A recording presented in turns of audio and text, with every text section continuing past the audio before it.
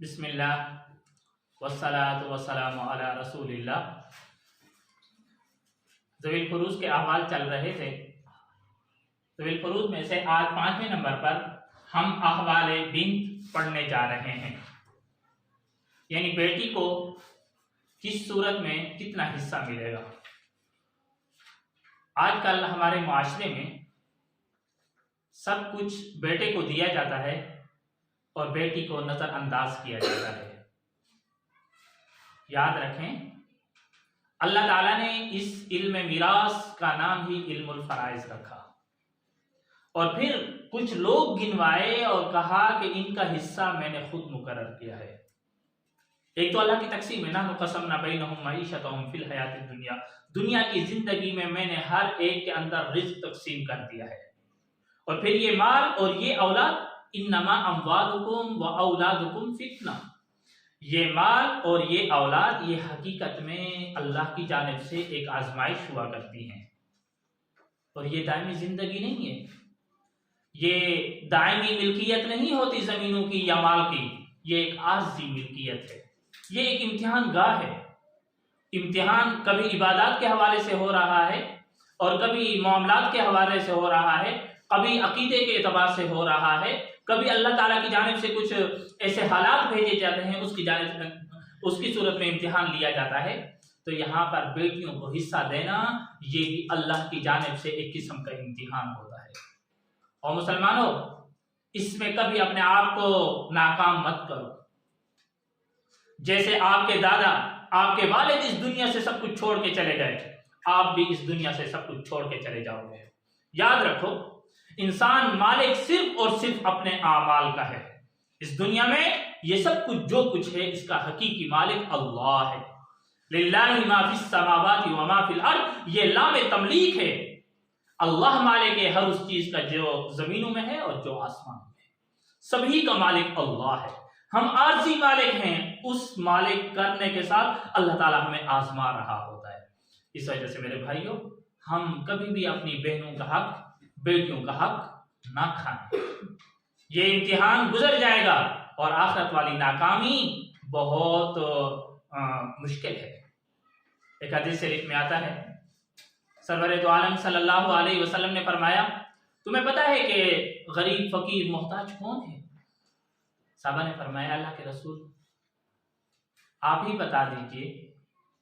تو سرور دو عالم صلی اللہ علیہ وسلم نے فرمایا، حقیقت میں فقیر وہ شخص ہے جو آخرت میں نیکیوں کے پہاڑ لے کر آئے گا، پہاڑ، لیکن ایک آئے گا اپنا حق لینے والا۔ آخرت میں سکہ صرف نیکی کا ہوگا۔ انسان کے پاس اگر کوئی چیز ہوگی وہ اعمال ہوں گے اور کچھ نہیں ہوگا۔ اب وہ اعمال جو اللہ کے ہاں مقبول اعمال ہوں گے، مقبول آپ کی نمازیں ہوں گی، مقبول آپ کے روزے ہوں گے، مقبول آپ کا حج ہوگا، مقبول آپ کی زکوٰۃ ہوگی، اس کے نیکیوں کے پہاڑ آپ کے پاس ہوں گے۔ ایک آئے گا وہ حق وصول کرنے کے لیے، وہاں تو اب وہ زمین باقی نہیں رہے گی کہ آپ اس کو واپس دے دیں۔ وہ آئے گا اور آپ سے نیکیوں کا حصہ لے کر چلا جائے گا۔ دوسرا آئے گا، آپ نے کسی کی غیبت کی ہوگی، کسی کا حق کھایا ہوگا، کسی بیٹی کو، بیٹے کو، رشتہ دار کو جو اس کا حق بن رہا تھا نہیں دیا ہوگا، آئے گا لیتا چلا جائے گا۔ ایک ایسا وقت آ جائے گا کہ نیکیوں کا جو پہاڑ جمع تھا اس شخص کے بعد کوئی نیکی نہیں رہے گی، لینے والے ابھی تک کھڑے ہوں گے۔ پھر اللہ تعالیٰ ترتیب بدل دیں گے، اب دینے کے لیے تو اس بندے کے پاس کچھ نہیں ہوگا، اب ان بندوں کے جو گناہ ہوں گے وہ گناہ اس کے سر پر لاد دیے جائیں گے۔ میرے بھائیوں، یہ عارضی دنیا میں جو اللہ کا امتحان ہے، اس میں کبھی اپنے آپ کو فیل نہ کرنا، اس میں کبھی اپنے آپ کو ناکام نہ کرنا۔ اگر اس میں ناکام ہو گئے، یاد رکھو یہ نشان لگ جائے گا اور ہمیشہ آپ آخرت میں یہی پکارے جاؤ گے کہ یہ بیٹیوں کا حق کھانے والے، یہ بہنوں کا حق کھانے والے۔ اور کیا دیا ہے اللہ تعالیٰ نے ان کو؟ اللہ نے آپ کو ڈبل دیا ہے، ان کو تو سنگل دیا ہے، اور وہ اسی والد کی پیداوار ہیں جس کی تم ہو۔ حقیقت میں پیدا کرنے والا اللہ ہے، ذریعہ والد اور والدہ بنے۔ جس والد کے ذریعے سے تم پیدا ہوئے، اسی طرح وہ بھی تو پیدا ہوئی۔ تو والدین سے بھی درخواست ہے، بھائیوں سے بھی درخواست ہے۔ بعض اوقات والدین زندگی میں تقسیم کرنا چاہتے ہیں اور بعض اوقات والدین تقسیم نہیں کر پاتے، اولادیں تقسیم کر رہی ہوتی ہیں۔ جب اولادیں تقسیم کریں تو کبھی اپنے بہنوں کو محروم نہ کریں۔ وہ اگرچہ بہن اپنی محبت میں اظہار نہیں کر سکتی، بعض اوقات کچھ کر دیتی ہیں، اکثر نہیں کرتی، کیونکہ عورت تو نام ہی حیا کا ہے، اور پھر وہ حیا اپنے بھائی کے سامنے نہ کرے، وہ حیا ان چپ رہ جاتی ہیں، ان کا دل کڑ رہا ہوتا ہے، ان کے بھی اپنے بیٹے اور ان کی بھی اولادیں ہوتی ہیں، ایسی حالت بھی نہ بنائیں کہ بہنیں مجبور ہو جائیں کہ آپ کو حصہ دیں، آپ ان کے سامنے پیش کر دو، اگر وہ دلی خواہش کے ساتھ ان کو اللہ کا دیا وہ سب کچھ ہو، آپ کو تحفے میں دینا چاہیں، اس میں کوئی حرج نہیں، لیکن ایسی صورت بھی مت بناؤ کہ وہ آپ کو تحفے میں دیں یا آپ کو ہبہ کر دیں یا آپ کو دے دیں۔ اس وجہ سے میرے بھائیوں، یہ گزر جائے گی دنیا، لیکن آخرت کا گھر اور آخرت کے جو حساب کتاب ہے اور روز قیامت ہے وہ بہت مشکل ہے، کہ 3 حالتیں اور 3 صورتیں ہیں۔ 3 حالتیں یہ ہیں، ایک حالت میں اس کو نصف ملتا ہے، دوسری میں ثلثان ملتے ہیں، اور تیسری صورت میں یہ عصبہ ہوتی ہیں۔ 3 صورتیں ہیں۔ یہاں پر میت کون ہوگی؟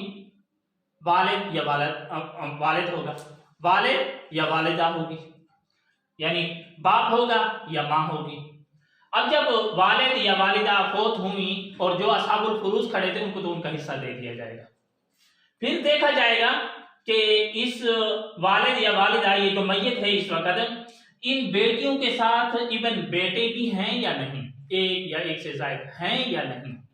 اگر ان کے ساتھ بیٹا بھی ہے، بیٹی ہے، بیٹی کے ساتھ بیٹا بھی ہے، یا بیٹیاں ہیں اور بیٹیوں کے ساتھ بیٹے بھی ہیں، تو پھر یہ دونوں ایک دوسرے کے ساتھ عصبہ بن جائیں گے۔ اصحاب الفروض کو دینے کے بعد یہ کل مال کے وارث ہوں گے، لیکن ان کے تحت ایک قاعدہ چلے گا، فَلِلذَّكَرِ مِثْلُ حَظِّ الْأُنثَيَيْنِ، کہ بیٹی کو سنگل ملے گا اور بیٹے کو ڈبل ملے گا۔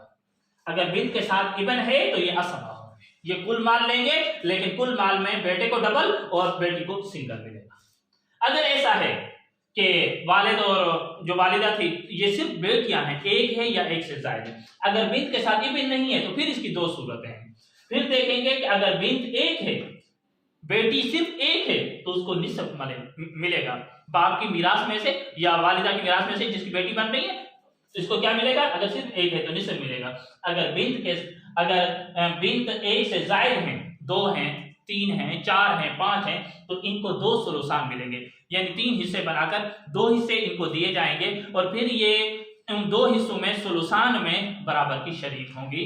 2 ہیں تو اس ثلثان کو آدھا کر لیں گی، اور اگر 3 ہیں تو ثلثان کو پھر 3 حصوں میں تقسیم کر کے برابر تقسیم کر لیں گی۔ یہ بنت کے احوال ہیں۔ تبارك الذي نزل الفرقان على عبده ليكون للعالمين نذيرا